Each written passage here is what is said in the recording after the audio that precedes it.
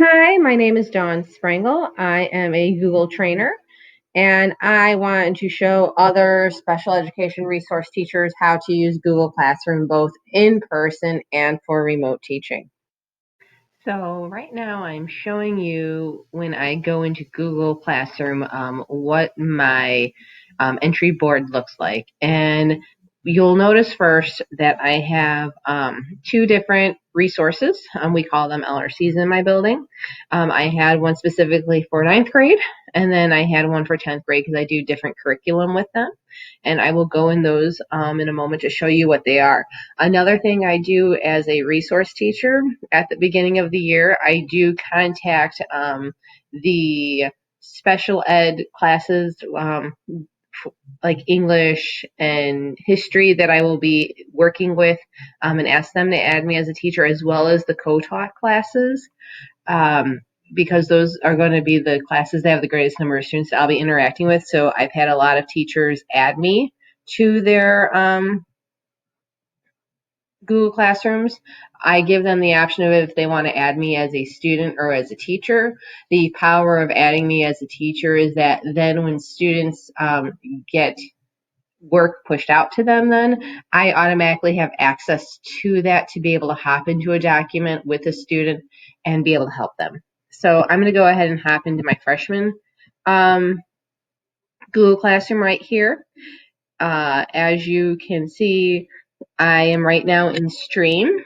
One thing I did in Stream that made a difference is that I turned off notifications. So if I go up into settings, and you can see the class details, I do run it for multiple periods because between my three classes, I have about 30 freshmen and they're all doing the same thing. If I really need to differentiate something for a specific class, I will end up just selecting just those students for that assignment. In that, this whole classwork on the stream, you could hide the notifications. I noticed that before I was doing this, my students were digging in the stream to find documents, and there are some documents we use every week, so they were scrolling all the way back to August to find something when we were in December. So it stopped them from doing that. I have enabled Google Meet on here, so we can have meetings and stuff for that, and then we do not grade on here.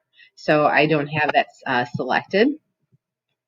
So if I go into my classwork, you can see that I use my topics. I really try to have it organized, especially for those kids who have executive functioning issues. And at the end of the year, I was pushing up items that students were needing to use. So there was a year-end checklist my students had to complete.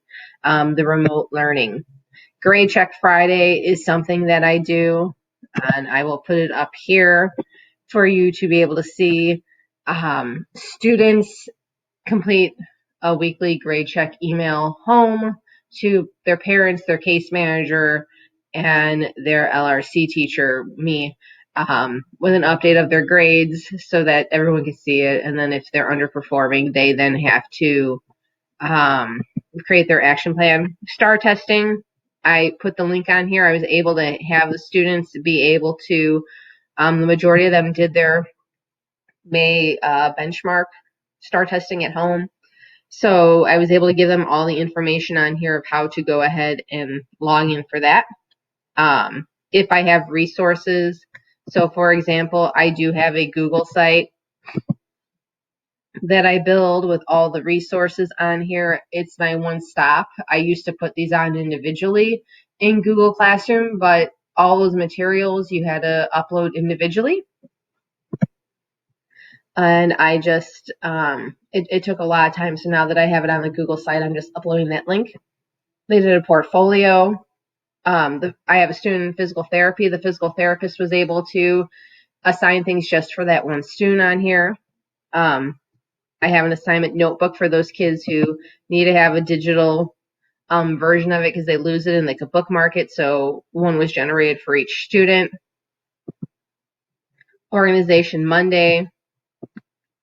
Every Monday they would do this. And again, I could push this, move this to the top of the classwork page so that they could go ahead and see what they exactly have to do. But if I was in class, I would be able to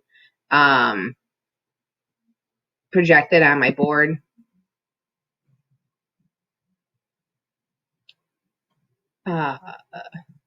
Transition assessments, which was a little farther down here. I did all the transition assessments on here. And for people that I add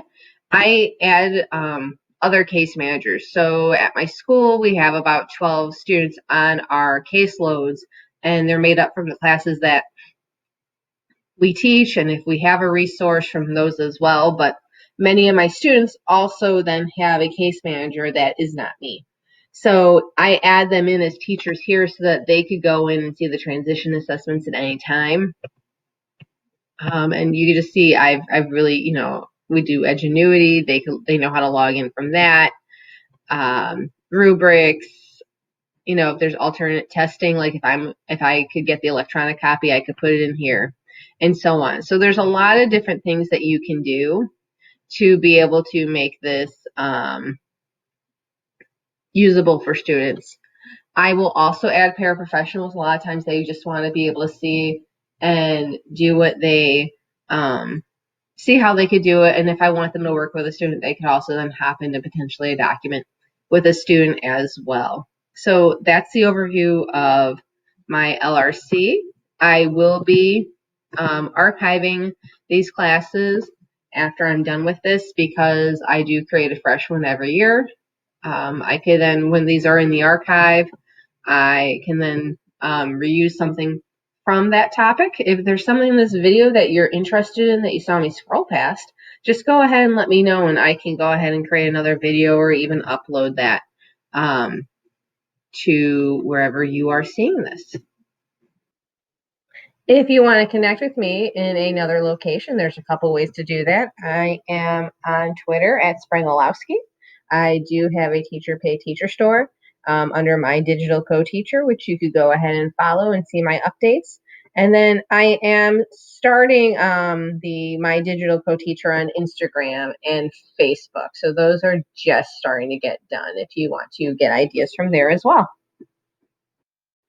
Thank you for taking the time to watch this video. I hope you learned something new today. Feel free to share this with someone you think will need this help as well. Have a good day.